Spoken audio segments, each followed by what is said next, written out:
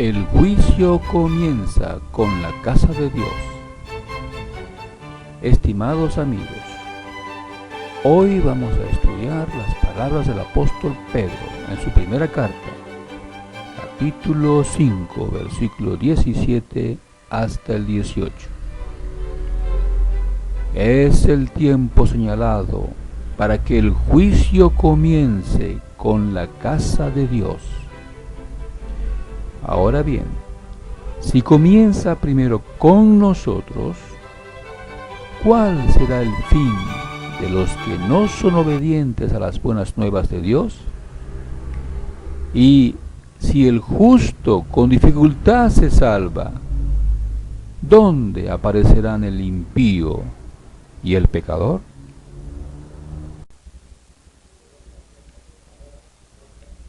Como hemos leído, Pedro advierte que el juicio de la casa de Dios estaba llegando en sus días, en el primer siglo. Muchos estudiosos de la Biblia señalan que Pedro escribió su primera carta para el año 64 a 65 era común. Con esta información de fondo podemos entender lo que Pedro nos trata de decir. El año 66 era común, las legiones romanas cercaron Jerusalén, y el año 70 era común, la destruyeron junto con su hermoso templo. El juicio sobre la casa de Dios se había ejecutado. La casa de Dios, un edificio. El juicio de la casa de Dios era la destrucción de Jerusalén y su templo. Eso es lo que Pedro quiso decir a sus hermanos cristianos. Una advertencia muy oportuna. Solo un año después de su advertencia, la destrucción llegó. La expresión casa de Dios la usó Jesucristo varias veces para referirse al templo. Por ejemplo, en Mateo capítulo 21, versículo 13, donde dice: y les dijo, está escrito, mi casa será llamada casa de oración, pero ustedes la hacen cueva de salteadores. Compare con Mateo capítulo 23, versículo 38, donde Jesucristo da la misma idea. Esta casa, predijo Jesús, sería destruida junto con la ciudad de Jerusalén. Compare lo que está escrito en Lucas capítulo 21, versículos 5 al 6 y versículo 20. Aquí tenemos una ilustración de cómo los romanos destruyeron la ciudad de Jerusalén junto con su hermoso templo. La casa de Dios, un pueblo. El apóstol Pablo da un sentido más amplio a la expresión casa de Dios. Leamos, por ejemplo, la carta de Pablo a los Hebreos en el capítulo 3, versículos 5 al 6. Dice: y Moisés, como servidor, fue fiel en toda la casa de aquel, como testimonio de las cosas que habían de hablarse después. Pero Cristo fue fiel como hijo sobre la casa de aquel. Nosotros somos la casa de aquel, si mantenemos fuertemente asida nuestra franqueza de expresión y nuestra jactancia respecto a la esperanza con firmeza hasta el fin. La casa de Dios, los cristianos. Por lo que Pablo dice, la casa de aquel era el pueblo hebreo, los israelitas. Sin embargo, el año 70 era común con la destrucción de Jerusalén, su templo y los registros genealógicos de los israelitas. Quedó claro que la nación de Israel perdió el privilegio de ser la casa de Dios. El juicio de Dios se había ejecutado el año 70 era común. Sucedió tal como lo advirtió Jesucristo en Mateo capítulo 21, versículo 43, que dice: por eso les digo, el reino de Dios les será quitado a ustedes y será dado a una nación que produzca sus frutos. Una nueva nación. La casa de Dios resultó ser la congregación de discípulos de Jesucristo. Leamos cómo lo explica Pedro en su primera carta, capítulo 2, versículo 9 hasta el 10.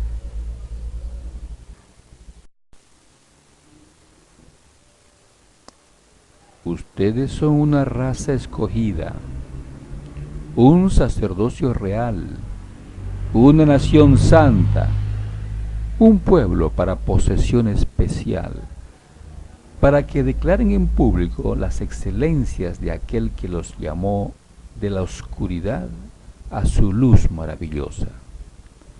Porque en un tiempo ustedes no eran pueblo, pero ahora son pueblo de Dios. Eran aquellos a quienes no se había mostrado misericordia, pero ahora son aquellos a quienes se les ha mostrado misericordia. ¡Qué extraordinario cambio! El apóstol Pablo lo explica así en Hebreos capítulo 3, versículo 6. Nosotros somos la casa de aquel. Si mantenemos fuertemente así de nuestra franqueza de expresión y nuestra jactancia respecto a la esperanza con firmeza hasta el fin. Con estas palabras, Pablo estaba reconociendo que la congregación de los seguidores de Jesucristo eran la nueva casa de Dios. Y el apóstol Pedro nos dice, es el tiempo señalado para que el juicio comience con la casa de Dios. 1 Pedro 4:17. Obviamente, este juicio sobre la congregación cristiana estaba todavía en el futuro. Los cristianos serán juzgados primero, está diciéndonos el apóstol Pedro. Hemos llegado al siglo XXI. Cientos de millones de personas dicen ser cristianos, dicen ser la casa de Dios. La congregación de los cristianos nunca ha estado bajo juicio. Las palabras de Pedro, dichas en el primer siglo, tuvieron un cumplimiento en el primer siglo sobre la nación de los israelitas. Pero tendrán otro cumplimiento en el futuro cercano sobre la nueva nación de Dios, la casa de Dios, los cristianos. Así lo entendía Pedro, pues dijo, ahora bien, si comienza primero con nosotros, cuando dice Pedro, nosotros, se refiere a sus hermanos cristianos. De modo que podemos deducir que habrá un segundo cumplimiento a las palabras que dijo Pedro en primera carta de Pedro, capítulo 4, versículo 17.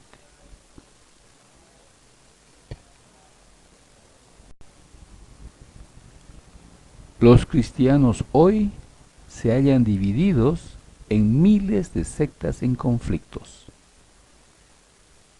todas dominadas por un clero que los tiene esclavizados a doctrinas que han sacado de la filosofía griega y de religiones paganas. Algunas sectas tienen doctrinas que su clero ha inventado con el fin de dominar a los creyentes ingenuos, creyentes que no han leído ni una sola vez toda la Biblia, creyentes que no son capaces de poner a prueba con la Biblia las doctrinas que se les están enseñando. Los cristianos hoy son parte de la misteriosa mujer llamada Babilonia la Grande. Compare con Revelación capítulo 17, versículo 1 al 6. Por eso, Dios hace un poderoso llamado a su pueblo. Salgan de ella, pueblo mío, si no quieren participar con ellas en sus pecados y si no quieren recibir partes de sus plagas. Porque sus pecados se han amontonado hasta llegar al cielo, y Dios ha recordado sus actos de injusticia. Revelación capítulo 18, versículo 4 al 5. Los cristianos que no obedezcan la orden que Dios amorosamente les da, recibirán las plagas que Babilonia recibirá. Es más, como dice Pedro, serán los primeros en ser juzgados por ser la casa de Dios. 1 Pedro 4:17. Por lo visto, cuando estalle la gran tribulación, los que dicen ser cristianos y no hayan salido de Babilonia la grande, serán los primeros en ser eliminados, junto con su clero apóstata. No olvidemos que es la bestia de color escarlata, la ONU, la que ejecuta esta destrucción. Compare con Revelación capítulo 17. ¿Cómo se llegará a esta situación? ¿Y por qué? Note cómo lo explica Pablo en la segunda carta a los Tesalonicenses, capítulo 2, versículo 11 al 12. Dice: Dios deja que les vaya una operación de error para que lleguen a creer la mentira, a fin de que todos ellos sean juzgados por no haber creído la verdad, sino haberse complacido en la injusticia. Juzgados por no haber creído la verdad, dijo Pablo. Así es. Satanás domina al mundo por medio de la religión y la política mundial. El clero y la ONU están al servicio de Satanás. Y muchas personas se han puesto a escuchar lo que dicen estas organizaciones y no han escuchado lo que dice Dios. Por eso serán juzgados, por no creer la verdad. El justo con dificultad se salvará. El apóstol Pedro nos advierte. Ahora bien, si comienza primero con nosotros, ¿cuál será el fin de los que no son obedientes a las buenas nuevas de Dios? Y si el justo con dificultad se salva, ¿dónde aparecerán el impío y el pecador? 1 Pedro 4, 17 al 18. La respuesta a estas preguntas las da el apóstol Pablo, diciendo: estos mismos sufrirán el castigo judicial de destrucción eterna de delante del Señor y de la gloria de su fuerza, al tiempo en que Él viene para ser glorificado con relación a sus santos. Segunda carta a los Tesalonicenses, capítulo 1, versículo 9 al 10. ¿Qué es lo que está haciendo el clero hoy? Con codicia los explotarán a ustedes, con palabras fingidas, dijo el apóstol Pedro en su segunda carta, capítulo 2, versículo 3. Así es, hoy muchos clérigos viven como reyes, esquilmando a los ingenuos creyentes de sus rebaños. Además, muchos seguirán los actos de conducta relajada de ellos, y por causa de estos se hablará injuriosamente de la verdad, dijo en su segunda carta, capítulo 2, versículo 2. La homosexualidad, el abuso sexual de menores, la fornicación, el adulterio son prácticas comunes entre el clero, o son permitidos. Hoy, 20 naciones llamadas cristianas ya permiten el matrimonio entre homosexuales. Dijo Pedro: habrá falsos maestros entre ustedes. Segundo Pedro 2:1. Así es, el clero asalariado sigue insistiendo a los miembros de sus iglesias el pago del diezmo, aunque saben que esta doctrina no se enseñó por los apóstoles. Compare con 2 Carta a los Corintios, capítulo 9, versículo 7. Además, se reconoce que las enseñanzas del alma inmortal, fuego del infierno, el purgatorio, la Trinidad, el celibato, la veneración de imágenes, la división entre clero y legos, el bautismo de infantes, no son enseñanzas cristianas. Compruébelo usted mismo en cualquier enciclopedia religiosa. Y si usted se da tiempo de leer toda la Biblia, descubrirá por usted mismo que la Biblia no las enseña. Compare con Romanos 12:2. La jerarquía eclesiástica, el clero, se aferra a sus doctrinas sectarias, diseñadas hace siglos y que claramente están equivocadas. El clero se constituye en guardianes de estos credos erróneos y expulsan como herejes, apóstatas, rebeldes y orgullosos a cualquier disidente. Si lo permitieran las autoridades políticas, el clero los quemaba vivos en la hoguera. ¿Esclavos de Dios o apóstatas? El clero en la congregación cristiana se consolidó con el apoyo político que el emperador Constantino les dio en el año 325 era común, en el concilio de Nicea. Desde entonces, esta clase clerical ha buscado el apoyo político para eliminar a sus adversarios religiosos. Un ejemplo claro es lo que está pasando en Rusia hoy, en el siglo XXI. Una facción y la otra busca supremacía o ser declarados legales por el gobierno. Esta clase clerical son los verdaderos apóstatas, pues han inventado todo tipo de doctrinas con la intención de dominar a los creyentes y explotarlos. Una de las más destructivas doctrinas es la doctrina del magisterio eclesiástico. Cada grupo religioso cristiano se autoproclama como la única iglesia portadora de la verdad religiosa, el único canal que Dios usa. Según esta doctrina, cualquier disidente es un apóstata y está condenado por Dios. Lo que enseña mi iglesia es la enseñanza del Cristo, dicen. Así justifican la expulsión de la membresía de cualquier disidente. Compare con segunda carta de Juan, capítulo 1, versículo 9 hasta el 10. El justo con dificultad se está salvando. Fue Pedro quien dijo estas palabras por inspiración, en 1 Pedro 4:18, hace casi 2000 años. En el siglo XXI estamos viendo su cumplimiento. Se le está haciendo muy difícil al hombre que busca a Dios llegar a ser salvo.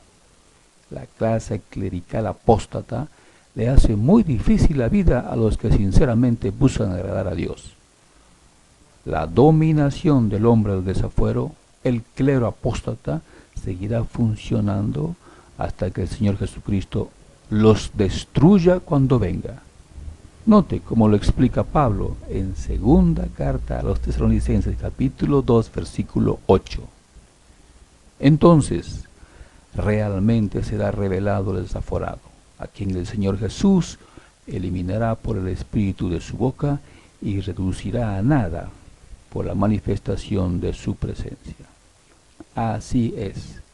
Mientras llega el Señor Jesús, todos los que buscan a Dios, todos los justos, tendrán que mostrar aguante, tendrán que seguir perseverando, tendrán que seguir orando para que puedan aguantar hasta el final, hasta el tiempo en que el Señor Jesús regrese y reduzca a nada con la manifestación de su presencia al hombre de desafuero. Fin del artículo.